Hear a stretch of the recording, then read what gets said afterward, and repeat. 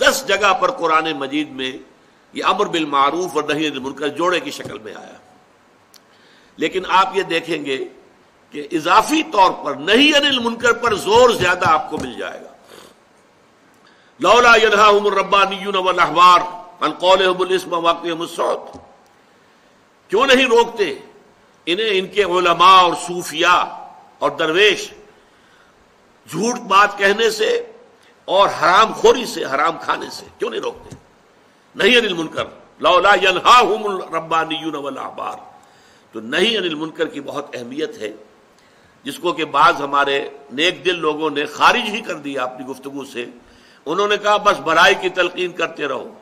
برائی پر تلقین کرو گے، بھلائی کی دعوت دیتے رہو، تلقین کرتے رہو. برائی کی اگر تم نے نفی کی، تنقید کی، تو جو لوگ اس میں ملوث ہیں وہ تمہارے پاس سے چلے جائیں گے. لنفضوا من حولک، وہ تمہیں چھوڑ کر چلے جائیں گے اور تمہاری بات بھی نہیں سنیں گے. اگر تم بھلی بات کرتے رہو گے تو آج نہیں تو کل اس پر کچھ نہ کچھ اثر ہو جائے گا اور وہ برائی کو خود ہی چھوڑ دے گا. میں نے عرض کیا تھا اور دوبارہ عرض کر رہا ہوں، یہ در حقیقت ایک طرح کا طعن ہے حکمت خداوندی کے خلاف. اللہ 10 جگہ اسے ایک جوڑے کی حیثیت سے استعمال کر رہا ہو تو اس میں سے یہ 2 پہیوں پر گاڑی چلتی ہے، ان میں سے ایک کو ساقط کر دیں گے تو گاڑی گھومے گی، صرف آگے نہیں بڑھے گی. اب میں عرض کر رہا تھا کہ اس میں نہی عن المنکر پر اہمیت زیادہ ہے. معاشرے کی صحت کا سارا دار و مدار جو ہے وہ در حقیقت نہی عن المنکر پر ہے، اور تلخ کام بھی نہی عن المنکر ہے. آپ بھلائی کی تلقین کرتے رہے، لوگ سنیں گے. آپ کو ہو سکتا ہے کہ پھولوں کی بوچھاڑ کرے، آپ کو ہار پہنائے، اچھا واز کہا ہے، بہت عمدہ واز کہا ہے، لیکن آپ ذرا ان پر تنقید کیجئے. حضور سے جیسے کہلوایا گیا وَأُمِرْتُ لِأَعْدِلَ بَيْنَكُمْ، دیکھو میں کوئی واعظ کی حیثیت سے نہیں آیا ہوں، میں آیا ہوں مجھے حکم ہوا تمہارے مابین عدل قائم کروں، ظالموں کا ہاتھ روک لوں اور مظلوموں کو ان کا حق دلواؤں. اب یہ بات ظاہر بات ہے ظالموں کو اچھی نہیں لگے گی، اس کے خلاف ریزنٹمنٹ ہوگی، اس کے خلاف جو ہے مخالفت ہوگی. اس اعتبار سے نہی عن المنکر پہ 2 حدیثیں آپ کو سنا رہا ہوں، اس کے 3 مراتب احادیث میں بیان کیے گئے. دونوں مسلم شریف کی روایات ہیں. ایک کے راوی حضرت ابو سعید خدری رضی اللہ تعالی عنہ ہے.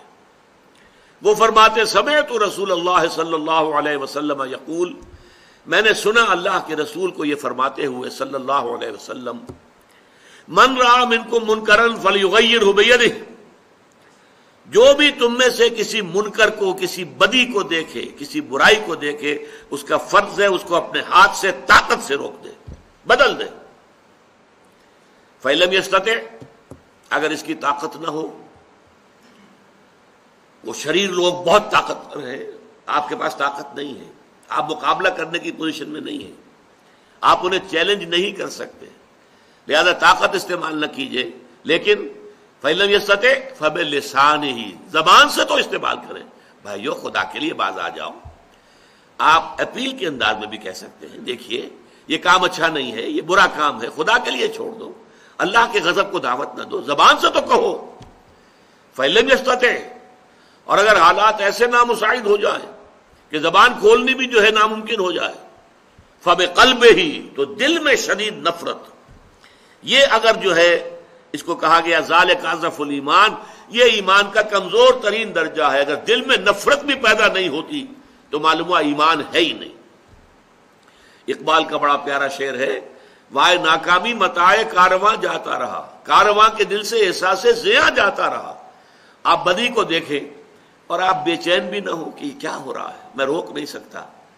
اپنی جو ہے اس وقت مجبوری اور عاجزی کا احساس ہو اور ایک احساس محرومی کا ہو کہ یہ میں نہیں کر پا رہا، لیکن یہ ہو کیا رہا ہے. دل میں صدمہ تو ہو، راتوں کی نیندیں تو حرام ہو، یہ تو ہو کم سے کم. اگر آپ کا کوئی بچہ بیمار ہے، آپ نے ڈاکٹری علاج کرا لیا، حکیمی کرا لیا اور ٹونے ٹوٹ کے کرا لیا، ٹھیک نہیں ہو رہا، آپ کو معلوم ہے نتھنگ کین بی ڈن، لیکن بچہ اگر درد سے تڑپ رہا ہے تو کیا آپ سو جائیں گے پاؤں پھیلا کر کہ بھائی کچھ نہیں کر سکتا، میں کیا کروں، میں تو سوتا ہوں؟ نہیں، یہ نہیں ہوگا. بچہ اگر تڑپ رہا ہے تو آپ بھی جاگیں گے، کم سے کم یہ تو ہوگا. تو اگر اللہ کے دین کی یہ کیفیت ہو تو صدمے کی، رنج کی ایک کیفیت تو آپ پر طاری ہونی چاہیے.